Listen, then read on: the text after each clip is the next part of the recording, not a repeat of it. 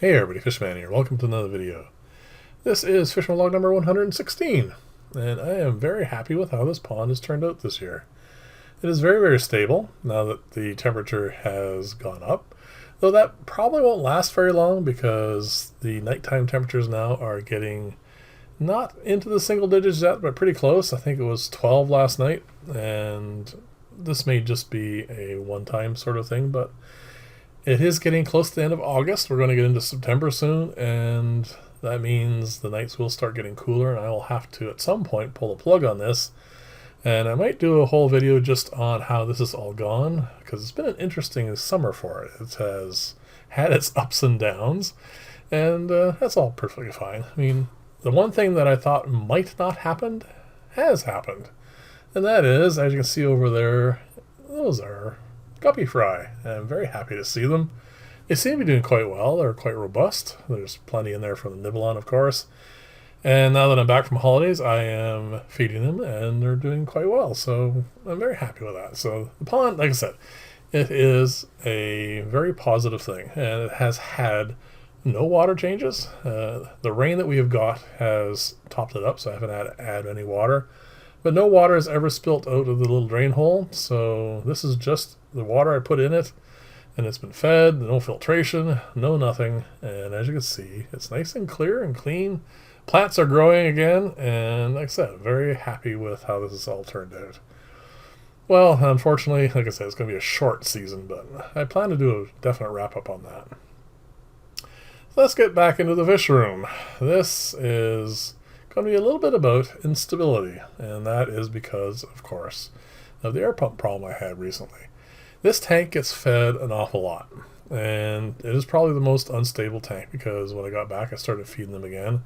And as you can see, the filter needs to be cleaned and all that stuff will happen, but it's one of those things. Instability is something that takes time for it to come back. So once you have filter issues, no matter what it is, it does take a bit of time for it to recuperate and for it to clear up. Some tanks will bounce back a lot faster than others, but this particular one may take a little bit longer than the others and require a little bit more TLC. Now, one of the things I noticed in here, though, that was a nice little surprise, is you may have already spotted it. There is a leopard danio swimming around in here, and it was obviously from when I was fattening up the parents before I decided to breed them, and it had hatched out and it's doing quite well. Not as well as these guys, because these guys were fed an awful lot more food and were in a specific aquarium designed for me to feed fry. But, you know, it was good enough. So I'm going to pop that fish into here. And these guys obviously are doing quite well, and I have no issues with it. But you can see, again, the water is a little bit cloudy. Now, this is a algal bloom that happened because of that instability. When I first got back, did a bit of water change, trying to get everything running again, and this is now a week later, and you can see this tank has bounced back really well. I'm very happy with that, of course. So one of the things I want to do going forward, and I've been giving this a little bit of thought, is I am going to hook up a third air pump here. I'm going to put it up there in the rafters just like all the others, hook it up with half-inch PVC piping. I'm going to tie it in on the left here to that pipe, which is from one of the two pumps, and then I'm going to run it all the way across here, of course.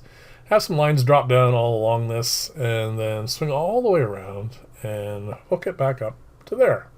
So I'm going to have a loop, and I'll have 3 pumps. I'll probably have to bleed an awful lot of air off initially because, well, I mean, I don't need that much air, but I have some projects in mind, so I think I'll make use of it all in the end. So this tank never really had any issues because, well, it's very, very shallow, so it always had plenty of air, being, you know, path of least resistance.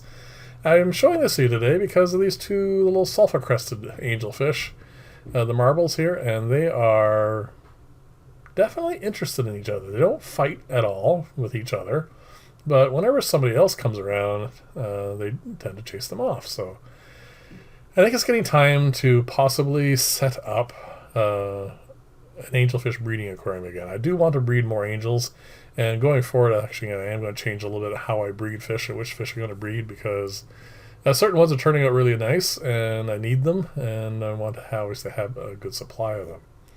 This aquarium I'm showing you because it is pump filtered, water pump filtered, and as you can see, it's fine. It had no issues with filtration and stayed nice and stable. And one of the things I said I mentioned to do, I finally got around to doing. This is now converted to a killifish aquarium. It was just recently done, that's why it's a little stirred up there, but that's not a problem for them. And I have added all the ones that were in the breeder box. I also caught out and put in the one male that's in with the guppy tank. And then there's going to be another clip coming out shortly. I decided I might as well put them all in here. Not all of them, but the ones that were in the tub as well are going to go in here. And you can see there's a nice young male. He's coloring up nicely, so I'm very happy about that. And in a second here, you're going to see, there you go. Those are the ones that were in the tub, and they're all going to be in here now. They're all going to get fed. There's plenty of room. I'm going to add a few more plants after I'm sure the duckweed's gone. And then, yeah, like I said, this is going to be my grow tank for all the garden rice. So I'm hoping this will suit them quite well. There's no way they can jump out, which is nice.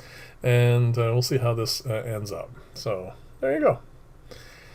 I'm going to show you these tanks again because I'm kind of happy how they're turning out. The cories keep stirring up the bottom of this tank, so it never really quite gets clear. I may have to change that over to a box filter. This, of course, is perfectly fine, and they're doing very, very well. The zebra danios and the leopard danios are probably going to become a staple community fish for the smaller tanks I take care of for clients. They're very active, very colorful, and perfectly fine for that sort of thing. These guys as well, they don't breed nearly as quickly, obviously, as the egg scatterers, but they grow well. I'm perfectly happy with them. And this is obviously recorded before I did the other bit. You can still see the male gardener, but he's now over in that tank. One of the things I forgot to do last week was to see if these guys are doing well. So I stuck a piece of rigid airline tubing in here, and I wanted to check to see if they are still with us, and they are. You can see them swimming around in there. They don't really require an awful lot of oxygen, so when that happened, they were perfectly fine. They survived, and that's all that really matters. So the last clip is just going to be of the pond, and unfortunately the Venus flytraps are not dead. But from some of the comments I got last week, I may have some issues because a lot of people who are into carnivorous plants seem to think that those little box store things that they come in are just basically death boxes. I'm going to do a little bit more research and see if there is something I can come up with to replace that or whatever. I was just very happy to actually see them, so we'll see if I can get them to live. We'll see in time. So anyway, thank you very much for watching. Leave lots of comments. Let me know what you think of things and future projects and all that sort of stuff. And I'll see you in the next video, and bye for now.